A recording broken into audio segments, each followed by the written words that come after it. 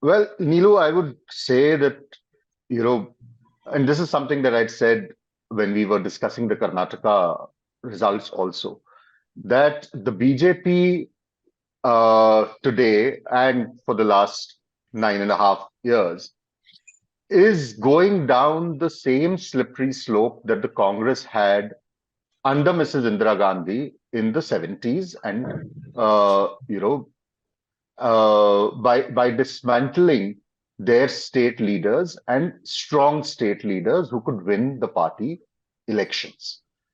That is something that the BJP has been doing, because when the BJP says collective leadership, it does not mean anything else but Narendra Modi. That is their collective leadership. And we have seen that great collective leadership fail time and again in state elections. Because what works at the central level for the BJP in Lok Sabha elections does not and may not work in state elections. There are issues that are very specific to state elections, which Mr. Modi, in his great wisdom, does not seem to understand. And to have a common template of elections, of electoral strategy for Lok Sabha and for assembly elections, and might I add, even municipal elections in case of the BJP, is not sound electoral strategy. Mm. And that is where the BJP slips under its current leadership. I mean, if you look at the current lot of elections, irrespective of whatever the results say, I would say Mr. Modi actually has egg on his face, and I'll say that without even waiting for the actual results to come in. Yeah. And that I say for the simple reason that you made all your efforts to sideline Shivraj Singh Chauhan in Madhya Pradesh. What did you have to go back to towards the last lap of elections? You had to surrender to him in candidate selection, the second, third list onwards. You surrendered to the chief minister. You happily gave tickets to a lot of his people. You had to surrender to him in terms of election strategy and campaigning. You had to fall back on Ladli Behna.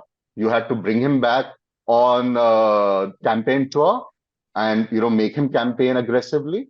What did you do in Rajasthan? You took every possible step to sideline Vasundhara Raje, and you succeeded with that in the first list and created troubles for you by forcing people to contest, her loyalists, several of them, to contest as independents.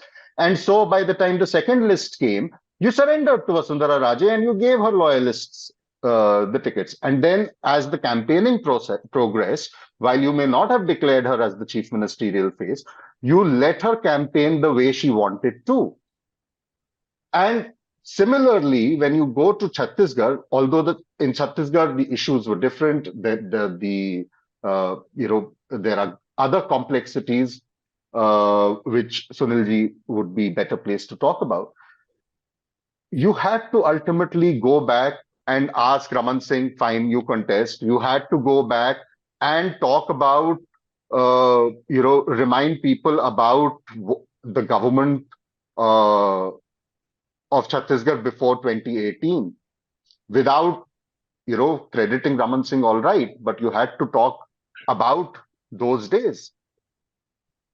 So, I mean, if Mr. Modi is such a great leader that he can swing even now, I would say that I would give him that advantage from 2014 to 2018.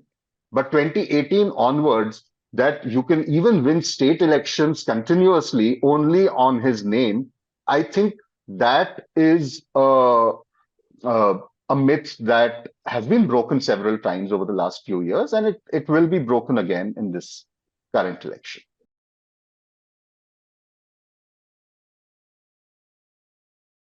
Subscribe to the Federal's YouTube page for more news and updates.